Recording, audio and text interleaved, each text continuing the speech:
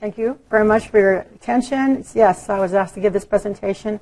I have given presentations on starting a vineyard and all the considerations, and I think that got parceled out to other presentations, which is good.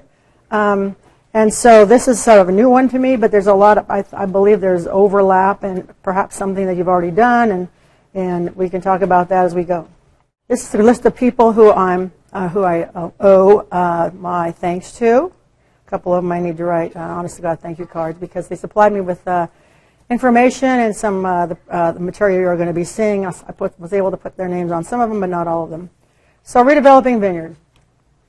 Some of the things to consider is to decide whether or not you really want to do it. So what's got to take in your vineyard to cause you to go, okay, it's time to do something different. We need to start over, or we need to do some partial replanting or whatever. And then when you make that decision and the ultimate outcomes at the end of the day, once you have done what I think you ought to be doing in terms of looking at deep diving into what's going on underneath the soil, is that going to change any of your plans relative to perhaps the planting material or anything having to do with the design? And then we're going to be talking about the pre-plant fumigation. This is all, we're just going to be touching on all these things as course. And potentially rootstock choices, depending on what you find in that soil. That gave you a, all right, yes, that was, the jacket was giving a good conversation. So,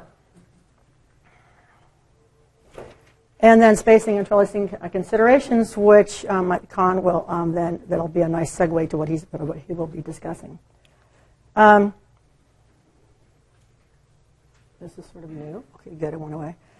And some diving into that, the fact of what needs to be, what should be broken, or what are the things that could be considerations for you to think about what's the future process for this particular block. And I'll use the word block and vineyard interchangeably. Is perhaps you have a yield reduction due to pests or diseases, and there's a list of them that we're going to go over. Maybe the fruit quality is affected by grapevine virus diseases, and I put an asterisk there just because I just wanted to emphasize that when a grapevine is infected with a virus and it's showing disease symptoms, not all the time, it's not necessarily true that all the time that those disease symptoms are going to cause you some difficulty in terms of selling your grapes or getting the price you want for the grapes. It all depends on your site. It all depends on the buyer of your fruit. And I'm thinking specifically about red blotch and leaf roll. Vine growth, restrict any kind of soil factors that restrict vine growth. And maybe the cultivar that you have worked at one time, but maybe not so much this time. Maybe it's a clone that your winery has fallen out of favor, and you might want to think about either whether it's top working, or if there's other things wrong with the site, or it's an old site, getting rid of the vines completely. So in a perfect world, we would have something look like this. Very uniform. Every single inch of wire is taken up by the canopy. The crop is doing well. And we all wish that this would go on for 30 years, but as we know, it's sort of like gravity works in a vineyard, and you've got various things to concern yourself with. That therefore, your fruit doesn't end up looking this nice for decades afterwards. But before I dive into diseases, I just want to talk about the other aspect of sort of a big picture thing of why some people would like to perhaps consider a redo in combination with all the other factors we're talking about is if row orientation is just wrong. If you've discovered that if you've got sunburn issues, if you've got other turning issues or something, then it perhaps is a way for you to ask yourself, is it time to maybe switch it up? What's going to change the ideal row orientation, of course, is one that will prevent you from getting sunburn. And of course, what's going to trump that is the topography of your site. If you've got rolling hills and dips and hillsides, well, forget that. I mean, those are going to take priority in terms of the row orientation for safety. Same thing goes for your parcel size. If you've got a long, skinny parcel, you're not going to put a bunch of short rows in there, even though maybe it's the ideal row orientation for minimizing direct light sun exposure on your fruit. But I just wanted to bring this to your attention that there are models that take, in this particular one, Mike Bob, it does take into consideration all the aspects of that's listed there, because every single day, obviously, the sun is changing in terms of its perspective to the height, to the elevation, to your elevation, your aspect, etc. And so this integrates all of that, and basically including your trellis wire and the theoretical height of your canopy, to decide whether or not you would potentially be more at risk or less at risk of having direct sun on your fruit during the hottest part of the day. or being warmed up to the hottest part of the day. Our Greenspan, some of you might know him. He's also writes for Wine Business Monthly. Where I got this from, he looked at it from a different perspective. So he basically didn't take into effect slope or aspect or anything. But it's sort of a good exercise to spend time on this on your own if you haven't seen it. And what he's got here is he's got 10 o'clock, noon, 2, and 4 on north-south direction rows at the top bar of each of those panels, as well as east-west. And you can see the dramatic change of the shadows. And maybe you can relate to this when you tell people, or you're doing it yourself, let's take leaves off the shady side or the morning side. Well, the morning side is not necessarily always the coolest side. So it's something to keep in mind. And it's something that if you've had problems, again, with row orientation causing a negative impact on your fruit, then this is something I just wanted you to have in your hand. The other thing we've got, especially in the North Coast where it tends to rain a little bit, we have some erosion problems, or we have had. And this is an example of a site that used to be planted in contour around that hill. And the contours meant that, yes, you got very few rows, but you also had some pretty dicey turnarounds for the tractor drivers. Side slopes. They're always turning on a side slope, a pretty steep side slope. And so it was completely redone because of that alone. And so what you're seeing is a bunch of straw. You can't see the wattles. You kind of can. But they're going to, basically these rows are going to go running up and down the slope, which is better for erosion. And they're going to be contiguous with the rows of the crest of the hill and then with the base of the hill. So not that they're going to necessarily dive right through, but in the bottom. But it's just another aspect that this is some of the reasons that we have to change things up if indeed there's a problem. And this caused a problem, and therefore it's being fixed. So trunk diseases. If there's anything that's going to cause a grapevine not to live for decades and decades and decades, it's this collective group of fungi that cause what we call grapevine trunk disease, or GTD. There's a lot of them. There's ones that are vascular oriented. There's ones that cause cankers. There's ones that basically infect through pruning wounds. Others that infect through just about any wound. And so you've all heard, after you prune, you've got to definitely protect your pruning wounds. Well, I suspect you don't protect your shoot thinning wounds. I suspect you don't protect your trunk suckering wounds. Those are all routes of entry for pathogen fungal spores, especially on a day like today, or if it's misty, it's a light mist, and we're talking about doing any kind of canopy management practices in April. In the North Coast at least, and some on the Central Coast, you'll get some rains, and that's going to definitely impact your spore load in your grapevines, and meanwhile, you've just took some green shoots off of a woody trunk. And so as a result, the outcome of that is over time, you basically lose arms. I'm calling this an arm. So maybe that was caused by a Eutypa species. It's kind of fuzzy in this room to see this, but that's the short, interesting little shoots that Eutypa will do cause, and that's a sign of Eutypa, whereas Botryosphaeraceae family, just basically the spur just checks out and there's nothing there for it. And this is some other Eutypa there, Eutypa-like shoots. So trunk disease, like I said, is one of the worst diseases, and there are several different types. That's the list of the things that can go wrong with your grapevine. So anyways, I think basically you've seen this, and the ultimate outcome of this is you don't grow fruit. You're losing spur positions. You're losing canes. You don't have any fruit on here, and this is why our 60, 80-year-old Zinfandel has like 1 or 2 arms if it's that lucky, because of these problems. When these problems occurred, a lot of growers said, "Okay, I'm going to work around this. I'm going to be cane pruning. A lot less cuts right to the head of the vine. I'm not going to be damaging or setting myself up for a direct infection on a permanent part of the wood." And that makes a lot of intuitive sense. I hope it's right. I think it's a little late to start on this process, especially with that upper left vine of yours. That was cordon. It's been remodified several times, but 4 healthy canes came out of that. It's about 25 years old. It's AXR, by the way. We still have AXR in Sonoma County. And it's doing fine. So that is a retrofit, so to speak, or a conversion. The Cabernet in the lower corner is doing the same thing.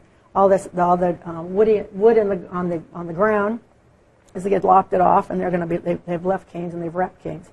One consideration for this, if you plan on doing this and you do ultimately say, "Okay, I've done this Band-Aid for a long time. I'm going to redevelop my vineyard. I'm going to do cane prune."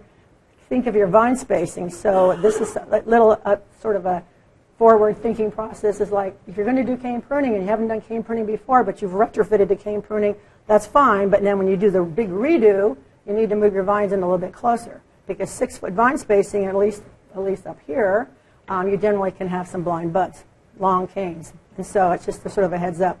If you're in love with cane pruning, it works as a retrofit, but when you do the real deal, you need to reimagine your vine spacing. The other issue I want to bring up is that not everyone has a number of vines that they think they have in their vineyard. Some research has happened in terms of honest-to-God crop estimations, where people have walked and counted and done the stats of exactly how many vines are there. And really, the fundamental problem of crop estimating, or one of the fundamental problems, is that you never have as many vines as you think you do in your block. You count it, it's on paper, but you start walking that block, and as you can see from these examples, there's vines and there's vines. So you've got the classic creative problem of putting your vineyard too close to the trees. That's a no-brainer. They just don't work. And not only that, you have no soil here, but someone before you, because it wasn't you, someone developed this vineyard where they decided to just straighten the row up right up the hill, and there's no soil, and that was not a problem for them, apparently.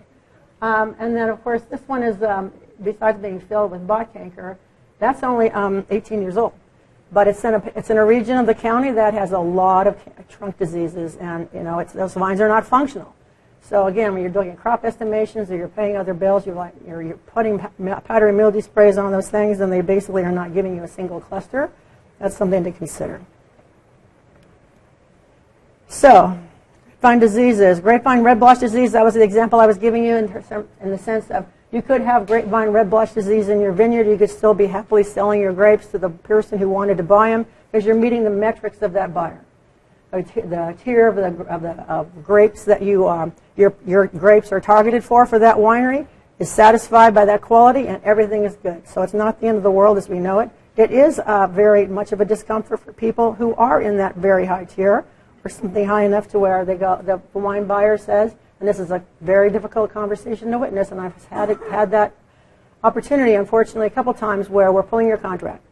So I'm out there with the grower rep, with the grower, and we're talking about red blotch, and they show up and they say, we really loved your fruit, but now we don't like it anymore. We're sorry, and there's a lot of emotion involved in that for some people. So, but it's not for everybody. So in other words, there are people in Sonoma County happily selling their grapes that are infected with red blotch, and there are other people in Sonoma County, Napa County, et cetera, that are having difficulties. That being said, it depends on where you are, what your site is, who your buyers are, what tier of winery program you're in, as to whether or not that's an issue for you. And I think I wanted to say, let's see, let me get back here. Yeah. I wanted to say that Kahn has a paper on red blotch in terms of the fact that it will reduce carbon translocation, leading to impaired berry ripening, and it's open source, and so you should ask him about it, and I'm sure he'll give you the link. So another virus disease, grapevine leaf roll disease. Unfortunately, we're all sort of too familiar with this. Spread by the insect vectors, mealybug and scale. Research has been done in terms of by the economists saying that if you find this in your vineyard and you are dutifully able to rogue and replant, please do so. If you hit the 30% mark of 30% infested, or excuse me, not infested, but disease mark, then it's kind of too late. But otherwise, economically, depending on where you are in terms of the amount of dollars per ton, if you dutifully locate and remove and replace, that's the key, replace disease vines, you're okay. After that, if you hit 30%, that's when I know vines are entire blocks are just pulled out. Looking at family leaf degeneration. So family leaf degeneration, definitely caused by family leaf virus, grapevine family leaf virus. Sometimes the disease is simply called family leaf disease. And it's vectored by the nematode, Xiphinema index. The biggest impact is going to be on clusters reduction. Reduce cluster number, reduce berry size, reduce number of berries that don't ripen, everything bad. And so you're taking a hit on yield here. And it is, obviously, it's much more prevalent. It's an ectoparasite, meaning it lives in the soil and it feeds on the root. It does not enter the root. And so this is the sort of a nematology labs, they're okay with that. In other words, they are always looking for the nematodes that are outside of the root. And this one meets the bill. The other nematode I want to talk about is ring nematode. I didn't put the scientific name there. The genus names change frequently with ring nematode. The Xenoplax, the species name, remains the same, but they've gone through mesocricanomoides, hemocricanomoides, cricanomella, etc. It's all ring nematode. It's becoming the most prevalent nematode in all perennial crops throughout the state of California, unfortunately. This is a pile of vines. The 6-year-old Pinot, unfortunately, was planted on 3309. That's the Russian River in the background, or parts of it. And when the Russian River floods, like it might do this week, it brings with it all the nematodes from upstream. And so it's very, very common to have a smorgasbord, in a way, a short-lived smorgasbord of nematodes in properties that are on the river. And that pile of vines was created by removing a 6-leaf vineyard. Essentially, the vines the shoots grew. They grew initially, but there was no fruit. And so it's Mike McHenry on the left there, leaning on the shovel, a retired nematologist. He just thought this was amazing. Based out of UC Riverside, based at Kearney Ag Center from UC Riverside. And he walked up to that pile and he said, there's no feeder roots here. And he's right. Those vines basically would grow roots and they would grow back. So it was an uphill battle and they just pulled the plug. Again, does not vector a single thing. It's just the existence of ring nematode. And again, it's becoming one of the most serious nematodes in the state. The other soil-borne pest, phylloxera. Many of you, I can tell by looking at your youthful faces, missed that part. When it was out in Sonoma County, Napa County. Of course, in the 1880s, Sonoma actually was pretty well planted at that time, and we started losing our own rooted vines to that.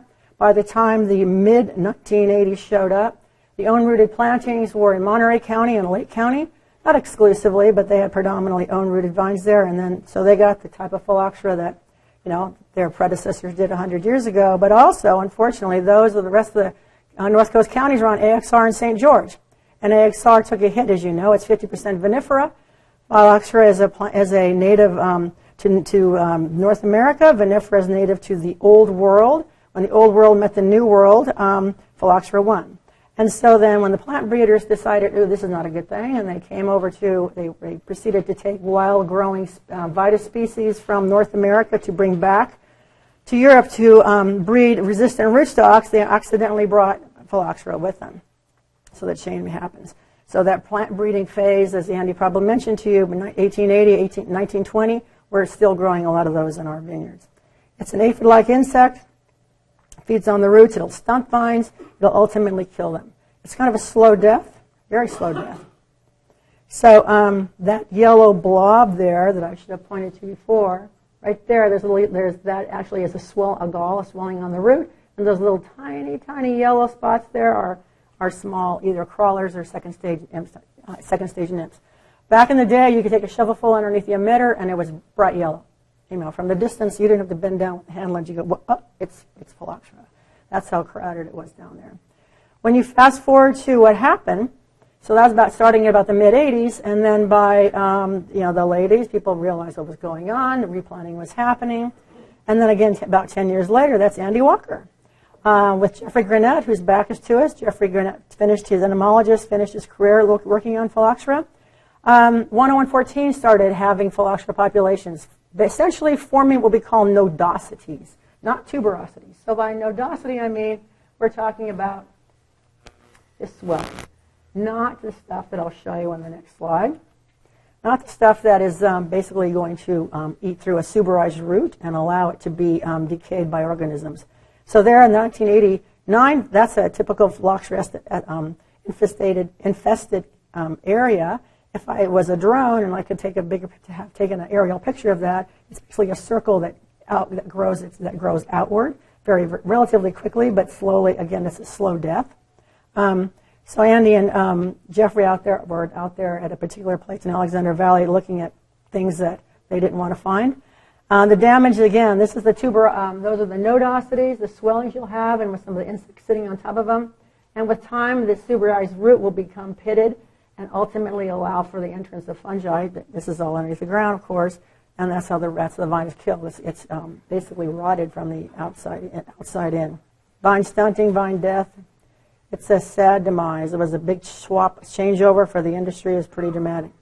So all those soil-borne pests, whether it's phylloxera, whether it's nematodes, etc., may bring to some people's minds, well, shouldn't I fumigate this before I replant? For phylloxera, absolutely not, because resistant rootstocks take care of that. We do have that 10114 and a little bit of 110. It's a non-issue for most people. For other people, they go, no, we're not really interested in seeing any phylloxera, and I'm going to back out of 10114. Generally, where we found 10114 issues with phylloxera is where 10114 ought not to have been planted in the first place, so that kind of added insult to injury. But the only thing that is really a fumigate now, other than Vapam, is Telone 2 or 13D. It's seldom used in the North Coast. Speaking specifically for Sonoma County, the past 7 years we've had an average of 8 applications a year. In 2018, it was exactly 8 applications a year. We fumigate places that are under 10 acres or as high as 30 acres. The setbacks are pretty dramatic. It's a restricted material, as you can imagine. It's on the Prop 65 list. And it does not need to be tarped. Most of the fumigation, I believe, in California is for trees and vines, and it's Fresno, Kern, Tulare, Madera, those counties. There's a limit on the maximum on the amount of pounds of liquid you could apply there. It's a liquid fumigant. Once it's injected in the soil and then the ring roller goes over it to seal it in, it disperses, it vaporizes, it disperses in this thin moisture barrier surrounding the soil, and that's where the pests are. It's an immediate kill. There's no residual kill. It's a fumigant. Basically, it's a one-shot deal. It's good in the sense that it buys you some time. You've cleaned up the top unknown number of inches of the root profile, and therefore, when you put your plants in, they have a head start. They can at least get established. It's not going to be a panacea. Panacea is going to be something that you're going to have to maintain with other types of liquid nematicides that you put through the drip system if you so choose. But for the people that use it, think it's a great way to start, and I'm going to start as clean as I possibly can. This is a slide from Howard Ferris, retired nematologist. He put together a whole website, he and a large team. It's online. It's updated. This particular slide was from 2015. It shows you a breakdown of who has which nematodes. So you can see the North Coast kind of gets a pass on root knot nematode. Root knot nematode is the Meloidegaini species. I'm mispronouncing that, sorry. There are several. Some of them are more virulent than others. And then ring, like I said, Mesocrichinema xenoplax. Yes, good. That's the species that stays the same. Central interior has several different root knot. Americanum is another dagger nematode. There's actually a large handful of species of Zipponema, and collectively they're all called daggers. So if you ever send a nematode sample in and the lab comes back dagger, you go, okay, that's nice, but which one? What you're interested in is index. Index is the one, well, you're interested in two things. Which one is it? Americanum, it can build up in really high numbers. It can vector a virus, which we have very, very rarely in California, tobacco ring spot virus. And index is the one that vectors grapevine family virus. So that's what you would like to learn from your lab. If they come back with just the word dagger, you need a little bit more information. Also, when you ask that lab to run it, tell them that you're interested in learning whether or not your sample contains Zipponema index. It's relatively one of the largest nematodes we have in terms of parasitic nematodes in wine grapes, or grapevines, I mean. And so, as a result, the centrifugation system process is the same, and the sugar concentration is the same that the labs will use. But a couple of the labs will say, okay, we'll separate this with cheesecloth, so that to basically allow it to go through and not be trapped in some of the sieving processes. So keep that in mind and just make sure if you're interested in knowing whether or not you have index, tell your lab that you will, and they will adjust their system for you. This is Howard's. Again, Howard's slide. Many of these are not native species. Why are they here? And so talking to nematologists, talking to lab people, they just go, well, Rhonda, we delivered them to our own property in one way or another. So whether historically, I mean, once your land is infested with these nematodes, it's always infested. It's never, ever going to go away. They will thrive on the roots. Grapevine roots, really, essentially, I never say never. So I can't say, oh, it's never going to happen. But you'll never kill all grapevine roots. They're very difficult to kill. Tree roots are much easier to kill with chemistry. So you'll chop the tree down, you paint it, you can frill it, there's hack and swort. There's ways in which a tree, especially prunus species, in agriculture can be have the roots killed, because you're interested in having the roots killed because they basically are the inoculum for the virus that's remaining in your vineyard, and you replant over the top of that. Because if Nematode index, that nematode will give it, the disease it causes will cause people to turn over their vineyards faster. Not as fast as the 6-leaf ring nematode. Usually not that fast, but faster than originally planned, faster than your banker thought you had to turn it over. So be aware of the fact of sanitation, whether you're getting budwood from someone or your barn. Anyways, Nematode index can transfer from disc blades. That's how big it is. So my story that some of you may have heard, sorry, I was in a farm call many years ago. Someone was replanting a vineyard. The PCA was there doing a replant. He says, Rhonda, I saw some nematodes in this dirt clod. I said, right, sure. And he hands me a golf ball-sized dirt clod. And I said, there's no way you saw this with your hand lens. He said, I did. I said, so I brought it back to the lab, the typical dissecting scope. I brought it open, and it was a party. I mean, it was amazing. These things, it was the old-fashioned scope. It had a heat lamp, and so the heat was kind of warm. And so I broke it open, and these translucent. It was very Marvel Comics perfect. Where they came up, and they were like, it was amazing. I put them back together. I shipped it to Kearney Egg Center. The gentleman leaning on the shovel, like McHenry, came back 72 nematodes. So they're large. That was a shallow dirt clod right in here. So keep that in mind when you're disking. Keep that in mind when you're moving equipment between properties, and it'll serve you well. So rootstocks. This is one of umpteen too tiny to read tables on rootstocks. This is the, however, a publication that I have read too many times and respect dramatically. I hope it's open source. If not, let me know and I can get it to you. So, hundreds and hundreds and hundreds of hours went into developing this list by Howard Ferris, the Zingster, as Andy will call him, and Andy Walker. It's in the Journal of Nematology. So by rootstock, you have whether it's resistant, susceptible, moderately resistant, et cetera, et cetera. I also want to warn you that when you go to another source, whether it's a cooperative extension source in another state or California or even another country, same nematodes, same rootstock, you'll have different results. You might say, seriously? I'm going to say, sadly, yes. You can have different results. Simply because the situation is different. The susceptibility and the resistance factors that are, the ratings that are given nematodes with rootstocks with various nematodes are all specific to the conditions in which the test was made. I mean, these are these are organisms that are not exactly large enough to see and handle. They're difficult to deal with. They can be dealt with. Consistency is everything, so consider your information source. A case in point is 428 is somewhere on this list. I saw it. I'm not going to point to it now. Some research in Australia said that it was pretty good against against ring nematode. And so the grower that you saw there with the pulled out pile said, well, I was talking to Andy, and he said, well, 428, looks pretty good. You look this up on Andy's research, and 428 was not a winner with ring. So I guess what I'm saying is that you're not going to find the universal rootstock that's going to prevent you from being impacted by some of these nematodes. The microbiology of your soil does contain nematodes, and you need to maintain the fertility of that soil so that, yes, you have the pathogens there, but yes, you're going to have some beneficials there too, and you have to essentially attempt to keep your farm to your rootstock, keep your vineyard healthy to that rootstock, and move forward. The GRN rootstocks were the ones developed specifically, or with the intent, for actually backing up for root knot nematode. So root knot has been a problem in the Central Valley for many, many years. Harmony and Freedom rootstocks were developed to tolerate them, and they tolerate them very well.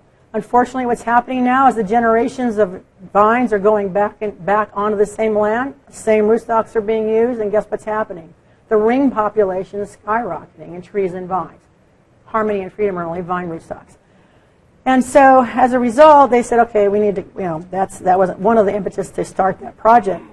And so what you've got here, the GRN1s that Andy probably mentioned, and you've got the nematodes across the top, lesion, citrus, ring, and phylloxera nodosities. I'll get to that in a second.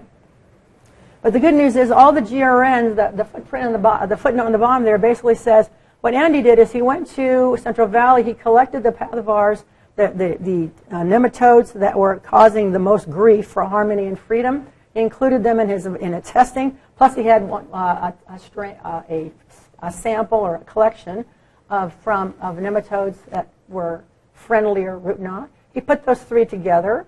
He made together in the sense of how he challenged these rootstocks and saw their susceptibility or lack thereof to those rootstocks, to that nematode. He put them together, not singly. He also jacked up the temperature because with this root knot, the resistance of the rootstock decreases as the soil temperature goes up. So that's when he says broad and durable resistance. Then he threw in index, by the way. They survived all that, and they survived it simultaneously. So that's where these numbers come from. So ring nematode, GRN1 and 5 are the best of the best for the resistance. GRN5 is probably not even sold by many nurseries. It's a very challenging plant. They're all challenging plants for nurseries to grow. They're very short and shrubby. And for those of you who understand the nursery process, a nursery person wants to get as many cuttings as they can off of a parent rootstock plant, and it's really hard when it looks like a shrub. And so you get very few cuttings, et cetera, and that's a problem. Well, 3916 is just as resistant as GRN1 is for ring nematodes, and that's the good news. Moderately susceptible down here. Just GRN5 is kind of moot because, like I said, I don't even know if you can buy it. Is the fact that it behaves like a 10114. In other words, it's going to phylloxera will be able to form nodosities on there only. So remote sensing in vineyards. Going forward from this point, I just want to emphasize that if you're going to pull your vineyard out, I sincerely hope that in addition to your understanding and your experience with that site in terms of what areas of it were disappointing to you or what areas of it you wished your whole vineyard looked like that instead of just this, really strong corner, I urge you to spend the time and spend the money and utilize one of the vendors that supply services to let you look below the surface, and virtually below the surface. Whether it's not, it's probably not going to be infrared, but Ndvi as well as other things. And so looking at this, when you do go below the soil surface, so to speak, and we'll talk about that in a second, you'll be able to determine whether or not there's something in your vineyard that you'd like to modify. So for instance, if you find yourself at an area that's always been rather challenged, you realize you've got a massive clay lens there that's 6 inches below the surface, that can be fixed, possibly depending on how dense it is, or how deep, not how dense, how thick that layer is. And so by knowing that and by deciding whether or not you'd like to increase your rooting depth in that particular area and make it more uniform across your block, you will be able to design a vineyard that perhaps is a little bit different looking than the one that just got pulled out. You might want to change your orientation for the reason we said. You might change your row spacing, again, for the reasons whether maybe you want to be mechanical or not, and maybe trellising your rootstock. Then again, if you have the same buyer for your fruit, you're not going to change a thing. Or will you? Depending on how much you're redeveloping, if you're going to grow more grapes, you would decide to diversify your buyers or change tiers if you can. This is the opportunity to figure out what's wrong and what's not wrong. So this is a series of slides I got from VineView from Napa County, based in Napa County. And they basically, I'm going to zoom through them here, but they basically provide an explanation why Normalized Difference Vegetation Index, Ndvi, which is brought to you by the formulas of essentially just utilizing the spectra of red and near-infrared light, and the reflectance of the ambient reflections. These are fixed-wing aircraft flying over this, taking pictures. The green leaves of any plant is going to absorb the green color, and what bounces back are red and near-infrared. And so anything that's red in these pictures of a colored infrared image are just green leaves. And so the darker, denser green, for instance, right here, means that you've got more canopy. So Ndvi is essentially a way of measuring the green cover of your piece of property. The challenge here is with Ndvi, and what these two things are showing is that you've got basically a shot taken at noon, a shot taken at 2 p.m. The orientation of the sun is different. So in one case, it's going down the rows this way. In another case, it's going across the rows. So 2 hours later, what you have is two different pictures. This image makes this one look extremely more vigorous, whereas 2 hours later, this same block is looking the same in terms of canopy. So that's kind of a problem with infrared. The same problem happens with this, with NDVIs. So to correct for that, what VineView has been doing for some time actually, they added a blue channel to their spectra and allows them to basically do what they call an enhanced vegetation index. So again, just backing up, this NDVI, these pictures should look the same. It's the same block. They were taken 2 hours apart from each other, but because of the shadowing, that's what you're going to get perpetually some misinformation. Looking at the enhanced vegetation index, they're identical. And like I said, basically they've tweaked what they're putting through the database to give you something that's more reproducible. What I did in a more recent study more recent practice that Mark Greenspan, who has a client in Sonoma County, is doing, I just cobbled two images, virtual, aerial images of Google together, and that's what you're seeing now. And then he proceeded to give me the specific images from VineView. And this first one you're looking at is the Enhanced Vegetation Index. So EVI, it's basically a layer highlighting the general vigor trends. So each of these pixels, all the pixels are lit up in the right color. And this is absolute because the EV values, there's 14 of them there, are represented in each of those shades. If they're not on the tape, if they're not in the image, that means they didn't exist.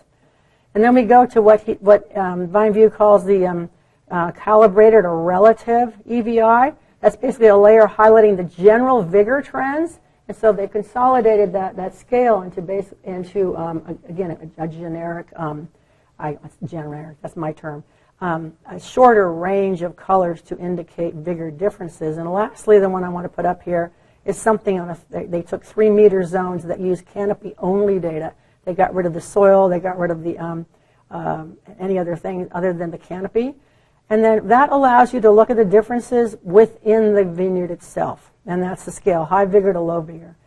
That allows the person that hopefully you've hired to do this, unless you're a soil scientist or have some knowledge about what you want to see in a soil profile, to go into that vineyard and with backhoe pits targeting, which you know was a little funny looking all the years you farmed it. And now you have these images that are overlaid on top of it, and they tell you something about the fact that there's something causing the weaker areas. And so that's where you're going to place your backhoe. Far fewer holes than you would have dug if you were going into virgin ground and not knowing what to even look for. And that's exactly what was done. So Mark gave me his take-home messages on this.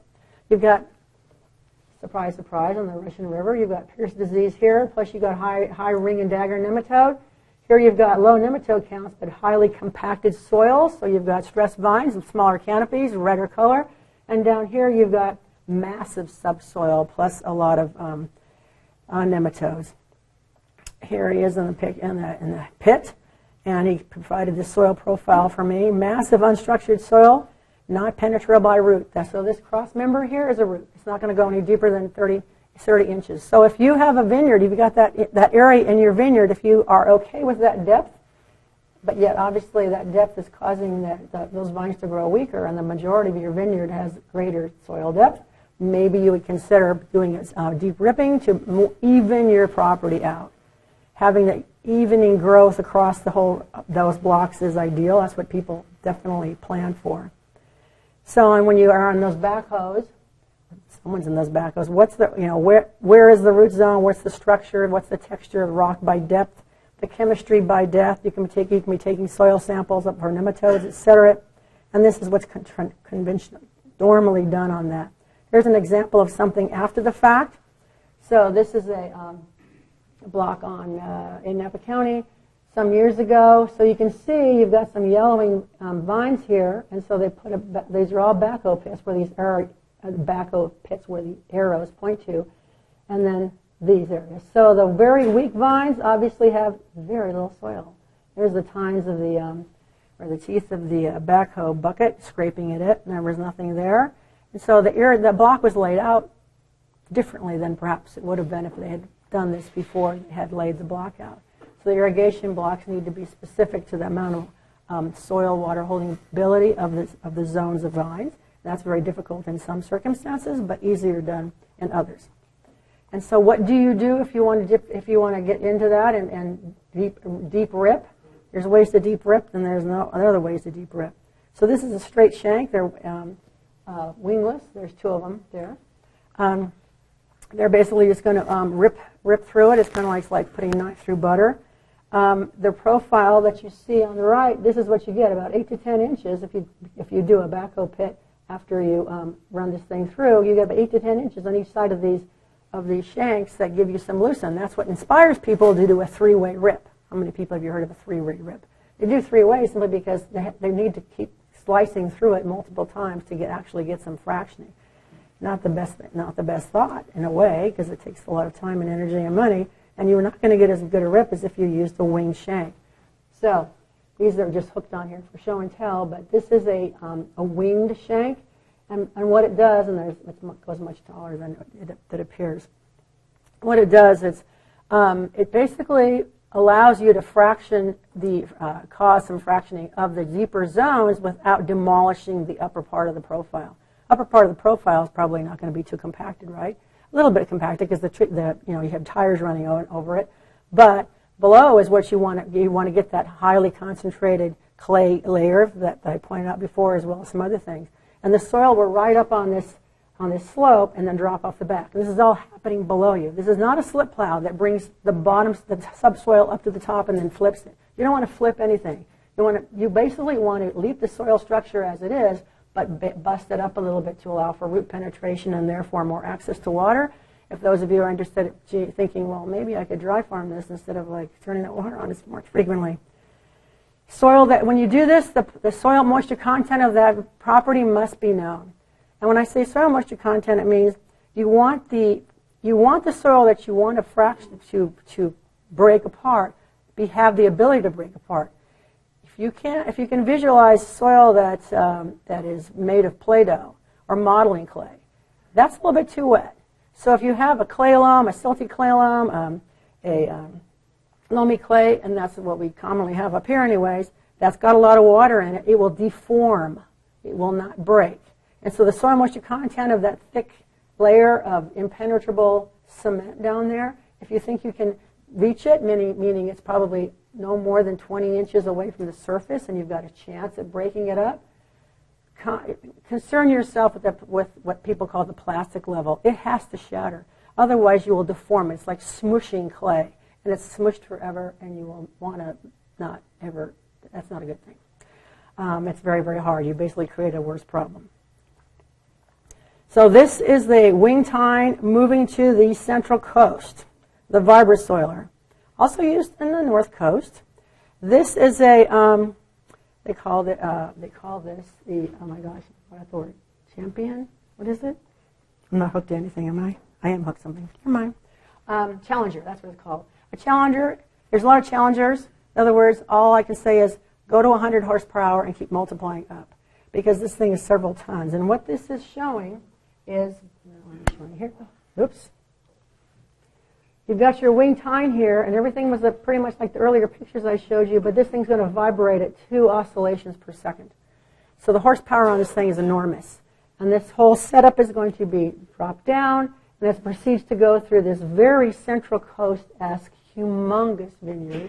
It's making the last pass down here. There's a GPS coordinate, GPS aligned, and so all of these rows are going to be the vine rows.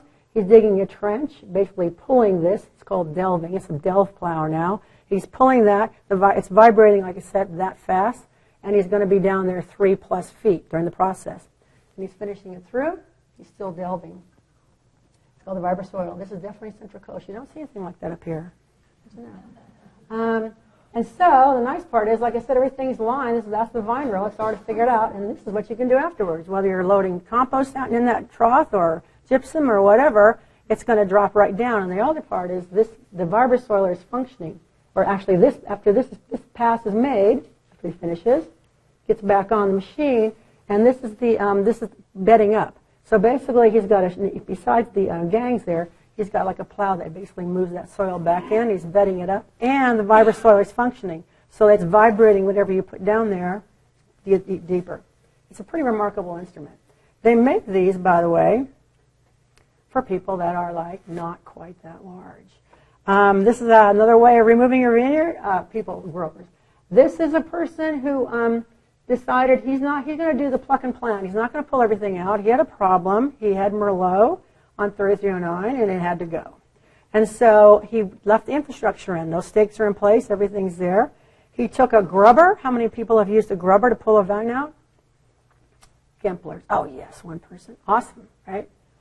Awesome because basically it's just, it reminds me of a cartoon character. It's plastic. You do the same thing. You run your bobcat or your front loader in between the vine rows. You wrap a chain on each end. You've got people helping you. The soil moisture is, of course, perfect before you do this.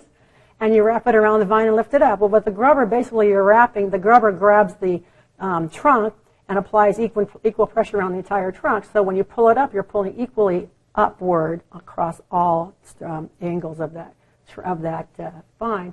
And this is a 17-year-old gravelly soil vineyard, and he's got a 10-foot on 10114, and he pulled up a 10-foot. And that's what he was doing for 10 acres. So when you do that, and you don't forget, you're still farming something, and you've been farming it for a while, and it's 17 years old, and now you're just going to plop those vines back in there. You can use the baby vibrosoilers. That's not the word they use, by the way. That's my word. This thing is going to run in an 8-foot. We use this in Sonoma County 8-foot rows. There's going to be a 6-foot rows. There's a lot of hydraulic hoses in the background there.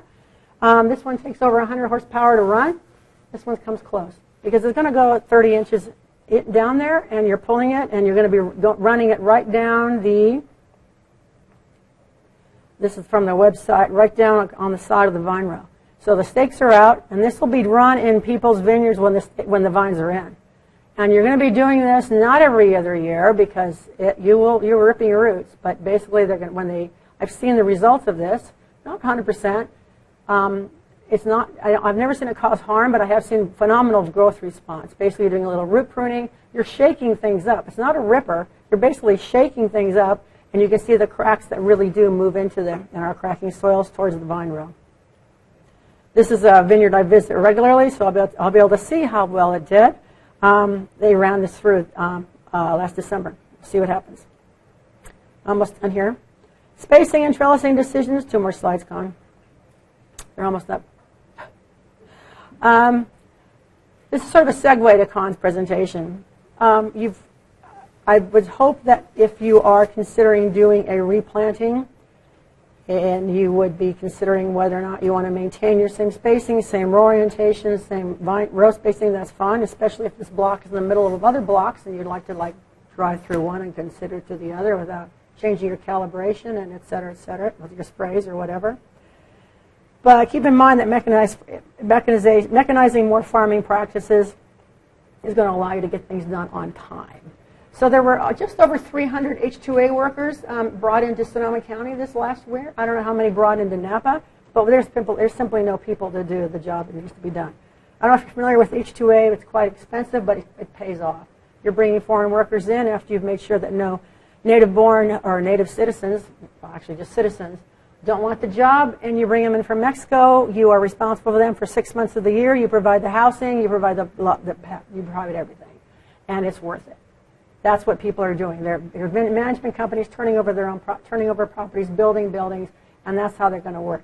And I'm just bringing this up because if you have an opportunity to at least add one aspect of mechanization to your program, I would suggest you strongly consider it. I realize there's limitations on topography and slope, etc. I also realize there's limitations on potentially the people who buy your grapes that say no thanks. I understand that too, but just something to consider. This is going to start happening more frequently. This is a little bit late to be doing shoot thinning, but it's the reality when you have too few people to do the job that needs to be done, and that's one thing that mechanical things can happen to you, can do for you. And with that, thank you.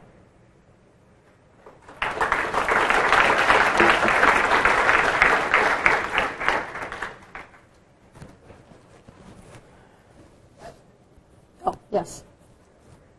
Hi. We have table grapes. We've had Modesta and Bach Tinker. We propagate from those table grapes. We're looking for cultural practices that will help us not spread to other vines and to our customers. So I have 2 specific questions. One is, we hand prune. Should we be sanitizing our pruners in between vines? Want to answer that one first? We can do it. we have been doing, we spray with Lysol for 10 minutes. Because, as you know, Asca and bog canker don't always present symptoms every year, so you don't really know if the adjacent vine might be infected. That's a very good question. I'm going to say I've never done that trial. I would also say that if you are cutting wood that is infected, the cleanliness of those two cut ends is not really going to matter if indeed it's already in the vascular system of the cutting that you've taken. So I guess what I'm saying is, well, if you don't want to risk transferring, you would continue that, but you still haven't eliminated the risk that it was already there to begin with. Right, and we have taken out some vines for that reason. That's my second question, and that is, what should we do about the soil in that spot? We know this is a soil born free of funguses. Should we take that soil out? We obviously can't take it all out. Should we solarize? Is there anything we can do to improve that soil to reduce the risk of the new vine getting the same fungus? So the fungi you're talking about are fungi that have fruiting bodies that come on the wood of the mature vines. So those pathogens, they can also reside in soil moisture, absolutely. But sometimes they're not necessarily pathogens. So yes, the organisms that cause young vine decline, the Phaeoacremonium species and Phaeomoniella, they can be endophytes as well. In other words, they are there in the vine, and we don't know what really makes them turn, to use my terminology, to the dark side and be pathogenic and cause a problem. So as a result, I guess what I'm saying, it would be difficult, yes, logistically, as well as you said, to remove them from the soil, but I don't know if there's a need to, because the transmission is going to be through the fruiting bodies that are not in the ground. They're going to be above, somewhere on the plant material, the surface plant material. They're also going to come from some of the vegetation around the vineyard itself, the perennials. So I would talk to a plant pathologist about this, but what I think I understand about the fruiting bodies of Esca and the Phaeoacremonium species and Phomopsis is that I wouldn't be concerned with that. One further question on that end. We have made a decision not to propagate from vines that we know to be diseased out of an abundance of caution. What do you think about that? I think you deserve an award. Really? That's a good idea, though. Yeah. Oh, yes. Oh, my gosh, yes. Thank you. Okay. No more questions? Another quick question. One more. So when using the vibrosoiler, how does it actually change your EC, your conductance of the soil? Does it actually increase it, decrease it? Because you're going in, you're dipping it out. Oh, no, you're not mixing. No mixing. You're not mixing. You're not mixing, you're actually just vibrating down there. And so I think it could change perhaps something. It's going to it would improve infiltration, definitely. And so by that means that could change that gradient of EC values. But there's no bringing the bottom up to the top. That's not the plan. Make sense? Yeah. Okay.